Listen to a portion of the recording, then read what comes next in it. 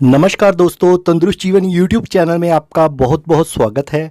आज बात करेंगे प्रेगनेंसी के आखिरी महीने यानी कि 9वें महीने की।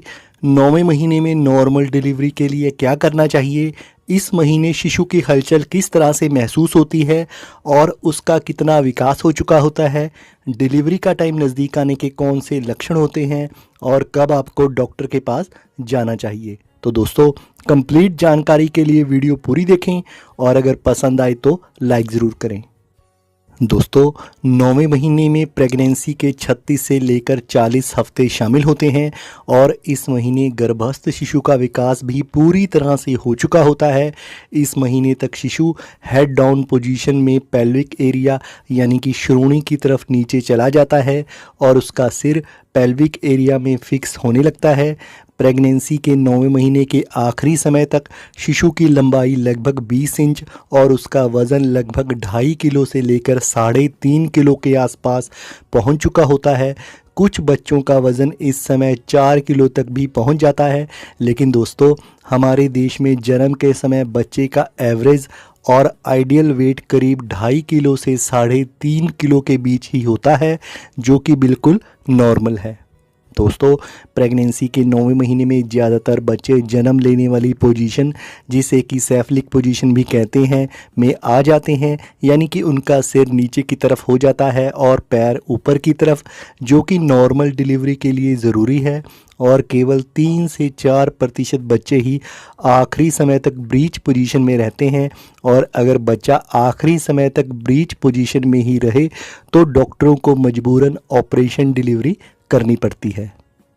दोस्तों, प्रेगनेंसी के 9वें महीने में आपको बच्चे की हलचल पहले के मुकाबले थोड़ी कम महसूस होगी, क्योंकि इस समय तक बच्चे का काफ़ी हद तक विकास हो चुका होता है और उसके पास गर्भ में घूमने के लिए जगह नहीं बचती। और दूसरा, अब शिशु हेड डाउन पोजीशन में आ चुका होता है और ऐसे में उसके लिए ज़्यादा हलचल कर पाना संभव नहीं होता। इस समय गर्भ में कम जगह मिलने के कारण हालांकि उसकी हलचल और बेबी किक्स में थोड़ी कमी आएगी, लेकिन जब भी बच्चा लात चलाएगा, हलचल करेगा, वह ज़ोरदार होगी और आपको बच्चे की किक पूरी तरह से महसूस होगी। दोस्तों, प्रेगनेंसी के 9वें महीने में आपका वज़न भी 11 से 16 किलो तक बढ़ सकता है, जो कि बिल्कुल नॉर्मल है। इस महीने आपके पेट का आकार भी काफ़ी बढ़ जाता है, जिस कारण आपको नीचे की तरफ भारीपन महसूस होता है, पेट में हल्का दर्द और प्राइवेट पार्ट में दबाव और दर्द महसूस होता है। आपको उठने बैठने में परेशानी हो सकती है, लेकिन आखिरी महीने में ये सब होना नॉर्मल है। दोस्तों, गर्भ में बच्चे का वज़न बढ़ने से रीढ़ की हड्डी में ज़ोर पड़ता है, जिस कारण आपको कमर दर्द हो सकता है। ब्लड सर्कुलेशन बढ़ने से हाथों पैरों में सूजन हो सकती है। गर्भाशय का दबाव मूत्राशय पर पड़ने से बार बार पेशाब जाना पड़ सकता है और रात के समय बार बार पेशाब करने के लिए जाने के कारण आपकी नींद भी खराब हो सकती है। बढ़े हुए पेट के कारण आपको लेटने में मुश्किल हो सकती है, सांस लेने में मुश्किल हो सकती है, आपको बेचैनी हो सकती है। लेकिन दोस्तों, इस समय ये सभी दिक्कतें होना बिल्कुल नॉर्मल है। दोस्तों, इस महीने आपको ब्रैक्सटन हिक्स कॉन्ट्रैक्शंस यानी कि फॉल्स लेबर पेन्स भी हो सकते हैं, क्योंकि इस समय गर्भाशय खुद को प्रसव के लिए तैयार कर रहा होता है। इसलिए इस समय इस प्रकार के संकुचन आपको हो सकते हैं और ऐसे में आपको कुछ समय के लिए यानी कि 30 सेकंड से लेकर 1 मिनट तक पीरियड जैसा दर्द हो सकता है और इस दौरान आपका पेट कड़क हो सकता है, जो कि कुछ समय बाद ही नॉर्मल हो जाता है और ऐसा होना बिल्कुल नॉर्मल है।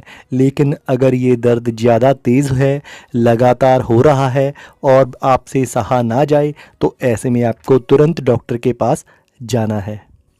दोस्तों, अब बात करेंगे कि 9वें महीने में आप घर पर रहकर क्या कुछ कर सकती हैं जिससे कि नॉर्मल डिलीवरी की संभावना बढ़े।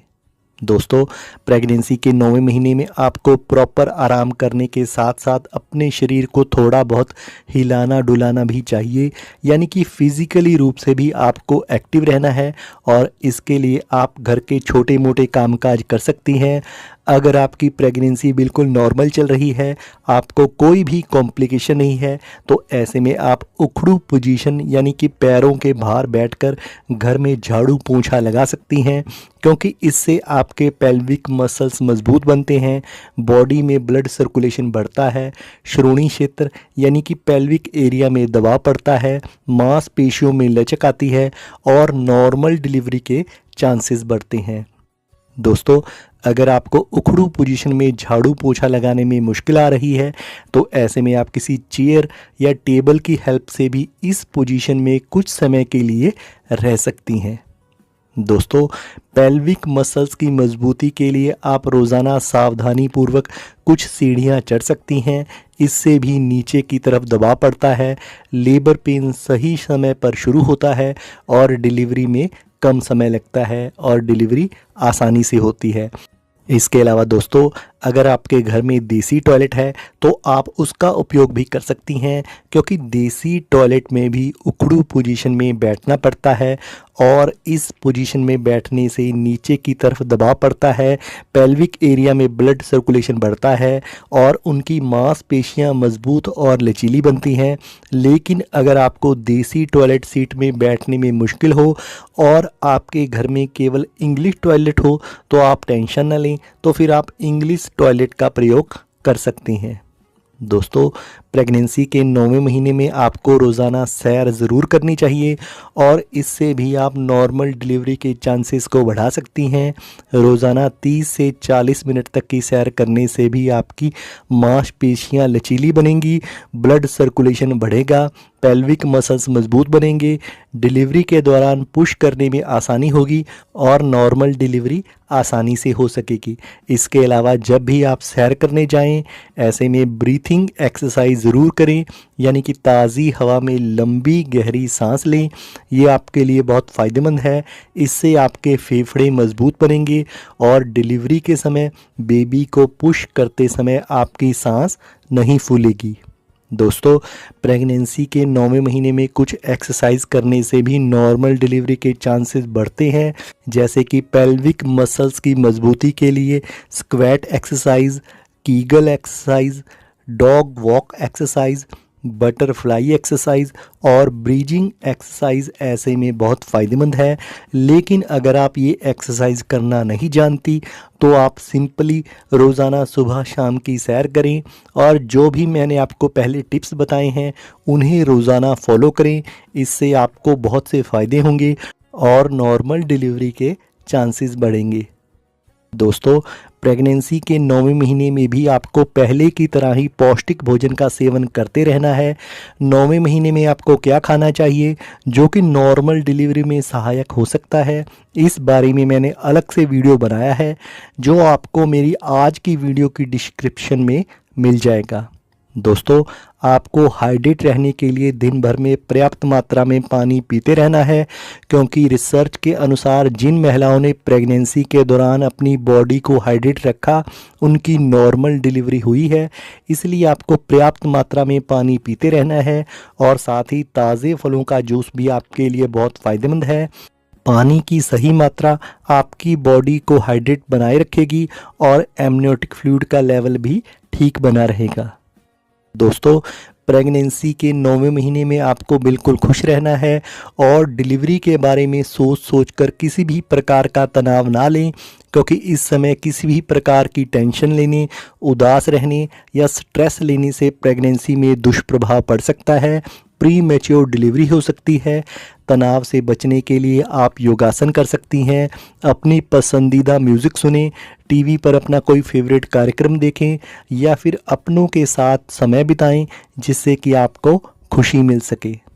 दोस्तों, प्रेगनेंसी के 9वें महीने में आपको डिलीवरी का टाइम नज़दीक आने के संकेतों के बारे में भी पता होना चाहिए, ताकि ऐसे लक्षण दिखने पर आप तुरंत डॉक्टर के पास जा सकें, जैसे कि पानी की थैली का फटना, असली लेबर पेन शुरू होना, असली व नकली लेबर पेन में फ़र्क का पता होना, ब्लड के साथ म्यूकस प्लग निकलना, इसके अलावा कुछ और भी ऐसे लक्षण हैं जिनके बारे में मैंने अलग से वीडियो बनाया है कि डिलीवरी का समय पास आने पर कौन से लक्षण दिखते हैं। यह वीडियो भी आपको मेरी आज की वीडियो की डिस्क्रिप्शन में मिल जाएगा, क्योंकि दोस्तों अगर मैं इस वीडियो में डिलीवरी टाइम पास आने के लक्षण डिटेल में बताऊंगा तो ये वीडियो काफ़ी लंबा हो जाएगा।